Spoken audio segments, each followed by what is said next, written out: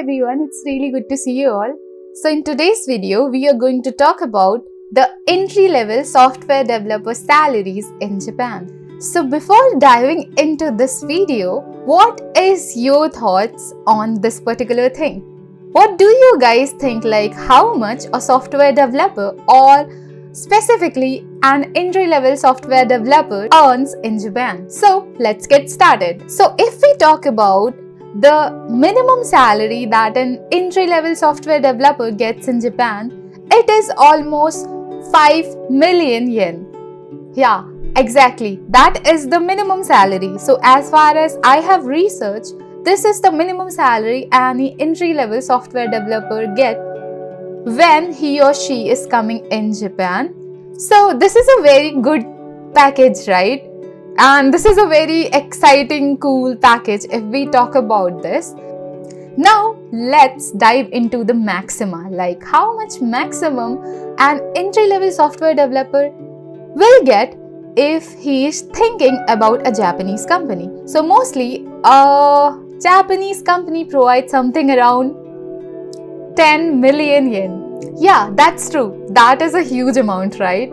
And it's quite exciting, right? Okay, so now since I am an Indian, I'll compare this yen with rupees. So currently when I am making this video, 1 yen would equivalent to 0.57 rupees.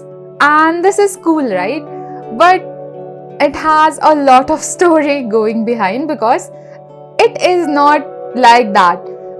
It has a lot of fluctuation, and because of that we need to suffer a lot. Like when we want to send our money to our home, we need to think about this, like what is the current rate and when it is going to be high, and then only we want to sell, right? Because it's a huge loss. So it's about trading itself, right?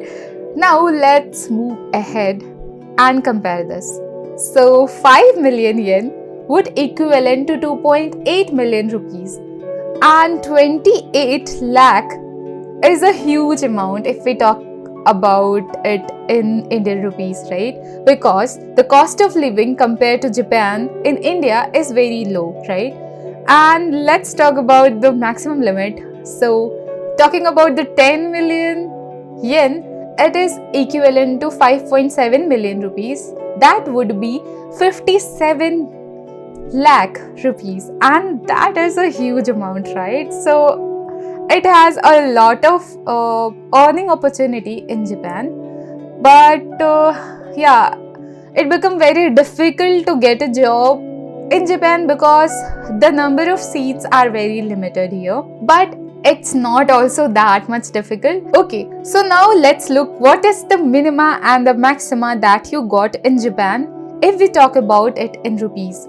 So it would goes like from 28 lakh rupees, and the maxima would go up to 57 lakh rupees, right? And this is a huge amount, right? And it's a time of celebration. If you are an Indian and you got a job in Japan, that is a huge news. But this is just the happy part of being in Japan. Now let's talk about taxation in Japan. So in this video, I am talking about on an average what is the taxation in Japan, and I'll also compare this with India. So here you can see that it is something around 20%, but obviously it is, it is a kind of fluctuating thing.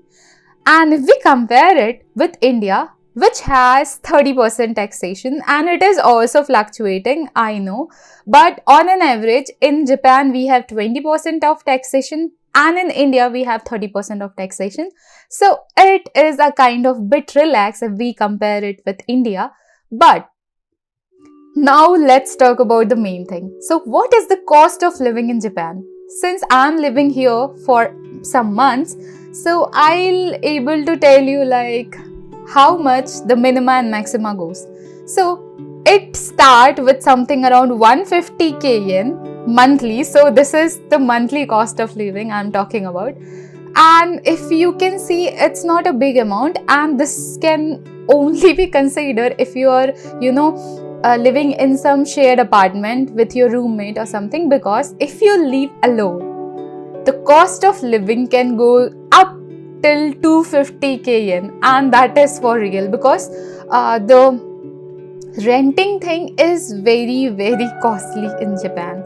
As we compare to India, we got some 1 BHK or 2 BHK. The amount of money which we put there is something around 5 to 6 times or even more in Japan. So here, if I talk about 1 BHK, that we call in India, right, 1 BHK. So here it's like 1 LDK. So that means 1 living room, dining room and kitchen. So that cost up to, the minimum cost you get here, but it also depends on the different location you are living in Japan. So mostly you will on an average got it for like 1 lakh yen. So that would be the cost, and it's huge, right? So everything looks too good, but since the cost of living is high, it become a bit difficult for us to live here. But if I compare about the salary, then the pay is also very good. So if you're a student or any employee who wanted to work in Japan, I suggest that you can obviously come here, because the atmosphere, the culture, everything is super awesome, and I'm personally loving it. So this is it for this video. I hope you like it. Please do like, share and subscribe to the channel. And thanks for watching. I'll see you in the next one. And also, if you have any question or concern related to Japan which you want me to answer, please do let me know in the comment section. I'll happy to make video on that. Thank you so much.